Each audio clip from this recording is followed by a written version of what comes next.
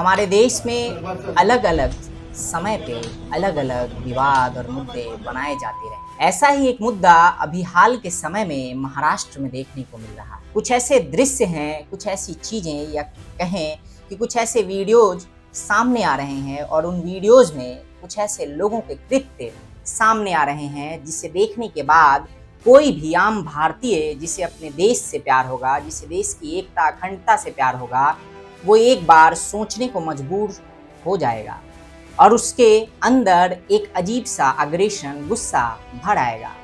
उसके जहन में काफ़ी अनुचित बातें आएंगी उन लोगों के लिए जो लोग इस तरह के कामों को इन वीडियोस में कर रहे हैं। दोस्तों, आप समझ गए होंगे कि मैं किस विषय पे बात कर रहा हूँ। अगर आप नहीं समझे तो मैं आपको वो वीडियो दिखाना चाहता हूँ। दोस्तों, आपने देखा कि कैसे इस वीडियो में एक व्यक्ति को थप्पड़ मारा जा रहा है। दरअसल ये वीडियो कथित तौर पर महाराष्ट्र की बताई जा रही है। महाराष्ट्र के मुंबई और पुणे शहरों में इस तरह की घटनाएं काफ़ी आम हो चली। कहते हैं कि जब इस देश की राजनीति में कोई नया मुद्दा उठाना हो या फिर अपनी राजनीतिक जमी को ज़्यादा सक्सेसफुल बनाना हो, अपनी राजनीतिक ज़मीन को तैयार करना हो, तो इस तरीके के बेतुका मुद्दे और इस तरीके की हरकतें की जाती हैं। दरअसल ऐसा नहीं है कि ये पहली बार हो रहा है या महाराष्ट्र में इस तरह की घटनाएं पहली बार घटित हो रही हैं, बल्कि इन घटनाओं का अपना एक अतीत है, अपना एक इतिहास है। कुछ ऐसी पार्टियां हैं इस देश में जो इन्हीं विषयों पे, बल्कि इन मुद्दों को ही उठा के राजनीतिक पार्टी बनी और बाद में उस पार्टी ने महाराष्ट्र में अपनी सत्ता तक के सफर को तय किया।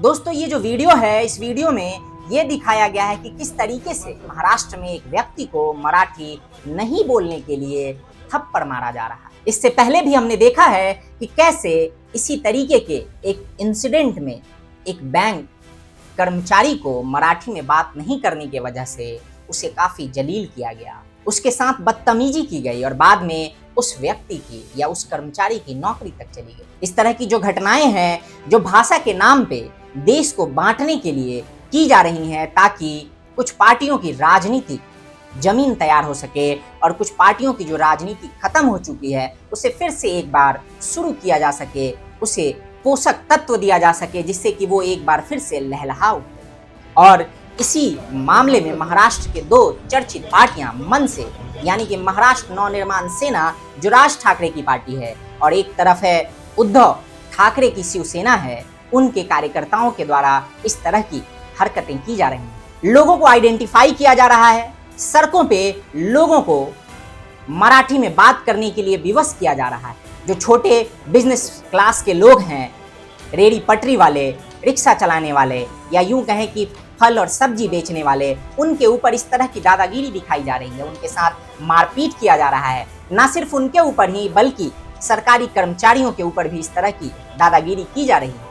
ये खुले तौर पे दादागिरी है, गुंडागर्दी है, इसके इतर इसे कुछ नहीं कहा जा सकता। ये मराठी भाषा के प्रति सम्मान की भावना से नहीं किया जा रहा है, बल्कि ये इसलिए किया जा रहा है ताकि ये जो पार्टियां जो गर्त में जा चुकी हैं, जिनके विधायक गिनती के हैं और कुछ ऐसी पार्टियां हैं जो अपनी जमानत तक नहीं बचा पाती, उन पार्टियों के कुछ टुच्चे कार्यकर्ता और कुछ गुंडागर्दी करने वाले कार्यकर्ता इस तरीके से उन लोगों के साथ मारपीट कर रहे हैं, उन्हें प्रताड़ित कर रहे हैं जो लोग मराठी नहीं बोल सकते। इस देश में 100 से ज्यादा भाषाएं बोली जाती हैं और अलग अलग जगहों पे अलग अलग क्षेत्रों में बोली जाती हैं। अलग अलग लोगों के द्वारा उनकी अपनी जो मातृभाषा है उसमें बात की जाती है। ताजुब तब आता है जब ये सब कुछ भारतीय जनता पार्टी शासित प्रदेश में हो रहा। महाराष्ट्र में अभी भारतीय जनता पार्टी की सरकार है, उस सरकार के मुख्यमंत्री हैं देवेंद्र फडणवीस जी। उनके राज्य में इस तरीके के इंसिडेंट हो रहे हैं। हर भाषा का सम्मान है, या आपने हर नेता को कहते हुए सुना होगा अपनी भाषणों में, रैलियों को संबोधित करते हुए। जब हर भाषा का सम्मान है तो आखिर उन नेताओं की आंखों पे ये पट्टी क्यों चढ़ जाती है जब इस तरीके से किसी एक भाषा को लेके दूसरे भाषी को इस तरीके से मारा पीटा जाता है, उसके साथ इस तरीके की बदतमीजी की जाती है। क्या ये इन लोगों को नहीं दिख रहा क्या ये भाजपा के नेताओं को नहीं दिख रहा? क्या ये भाजपा की सरकार और भाजपा सरकार के मुख्यमंत्री को नहीं दिख रहा कि किस तरीके से भाषा के नाम पे महाराष्ट्र को और साथ ही साथ देश को बांटने का एक षड्यंत्र किया जा रहा है? दोस्तों, भाषा एक ऐसी चीज है जिसके वजह से दुनिया के अलग अलग जगहों में, बल्कि कई जगहों में बड़े बड़े आंदोलन हुए हैं, जिसने देश की एकता और अखंडता को खतरे में डाला है। क्या ये लोग वही करना चाहते हैं इस देश में? क्या इस देश के टुकड़े अभी तक कम हो चुके हैं जो ये लोग एक बार फिर से भाषा के नाम पे देश को एक बार फिर से बांटने के लिए इस तरीके से प्रेरित हैं? आखिर ये कब तक चलेगा? कब तक इस तरीके से कुछ टुच्चे कार्यकर्ता गुंडागर्दी करते रहेंगे? अब सवाल यहाँ ये भी बनता है कि आखिर इन टुच्चे कार्यकर्ताओं में इतनी हिम्मत आती कहाँ से है कि वो ऐसे किसी से भी सड़क पे मराठी भाषा बोलने के लिए उसको मारपीट सके? दरअसल ये सब कुछ टॉप टू बॉटम फ्लो होता है। जो सोच है वो टॉप लीडरशिप से निचले स्तर के कार्यकर्ताओं तक आती है। तभी तो जो निचले स्तर के कार्यकर्ता हैं वो इस तरह की हरकतें खुलेआम सड़कों पे कर रहे हैं, लोगों को आइडेंटिफाई कर रहे हैं, और जो लोग भी मराठी नहीं बोल पा रहे उनके साथ इस तरीके का व्यवहार या सलूक किया जा रहा है। अगर इसी तरीके से हर राज्य के लोग उस राज्य की भाषा को ना बोलने के लिए दूसरे राज्य के लोगों के साथ मारपीट और इस तरीके की गुंडागर्दी करने लगे या करने पे आमादा हो जाए, तो आप सोचिए कि आखिर इस देश की एकता का क्या होगा? ये देश किस रास्ते पे अग्रसर हो जाएगा? दोस्तों, जैसा कि मैंने आप सबको बताया कि किस तरीके से एक राजनीतिक रणनीति के तहत इस मुद्दे को उठाया जा रहा है। दरअसल शिवसेना पार्टी जब बनी थी उस समय भी इस मुद्दे को या इसी तरीके के मुद्दे को उठा के शिवसेना ने महाराष्ट्र में अपनी नींव बनाई थी। उस समय शिवसेना के जो फाउंडर थे, कर्ता धर्ता बाल साहब ठाकरे, उन्होंने बिल्कुल सिमिलर स्ट्रैटेजी को अपनाया था और उस समय उन्होंने लुंगी पहनने वाले लोगों को निशाना बनाया था। ठीक उसी का मिलता जुलता रूप कुछ अभी हमें देखने को मिल रहा है, जो मराठी भाषा के सम्मान के नाम पे इस तरह के कुकृत्यों को करने की इजाजत दे रहा है इन जैसे लोगों को, जो खुद को पार्टी का कार्यकर्ता कहते हैं, लेकिन असल में ये सिर्फ और सिर्फ गुंडागर्दी है और एक गुंडा सोच है। एक ऐसी सोच जो शायद इस देश को कभी भी एकता के उस सूत्र में बंधने नहीं देगा, जिसकी परिकल्पना इस देश का हर सच्चा भारतीय करता है कि हमारा देश एक रहे, हमारा देश अखंड रहे। क्या देश के लोगों की जो समस्याएं हैं वो बिल्कुल खत्म हो चुकी हैं? क्या महाराष्ट्र के लोगों की जो समस्याएं हैं, जो आम जनमानस को प्रभावित करने वाली समस्याएं हैं, जो मुद्दे हैं, वो खत्म हो चुकी है?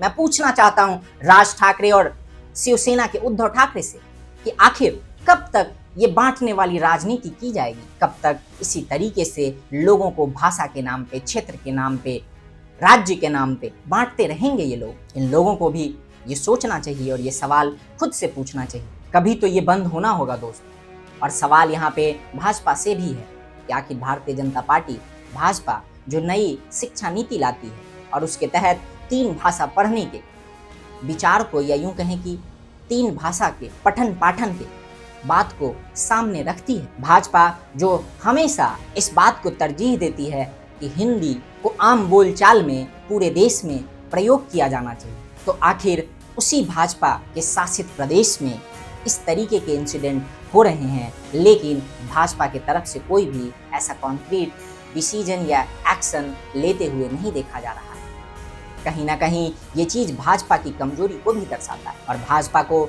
इसके ऊपर विचार करना चाहिए कि आखिर कब तक इसी तरीके से इन मुद्दों को छूट मिलती रहेगी और ये मुद्दे आम लोगों को परेशान करते रहेंगे। उन लोगों को परेशान करते रहेंगे जो लोग अपनी जीविका चलाने के लिए किसी दूसरे राज्य में जाते हैं, जो लोग कहीं और से महाराष्ट्र के मुंबई या पुणे में गए हैं अपनी जीविका चलाने के लिए, अपने परिवार के भरण पोषण के लिए। दोस्तों, बाकी आपको क्या लगता है कि आखिर ये जो भाषाई विवाद है उसका देश के एकता अखंडता पे कितना बड़ा खतरा हो सकता है, या ये कितना सही या कितना गलत है? इसके बारे में आप हमें कमेंट के माध्यम से कमेंट में बता सकते हैं। बाकी अभी के लिए बस इतना ही, मिलते हैं अगले वीडियो में। टिल देन, जय हिंद, जय भारत, नमस्कार।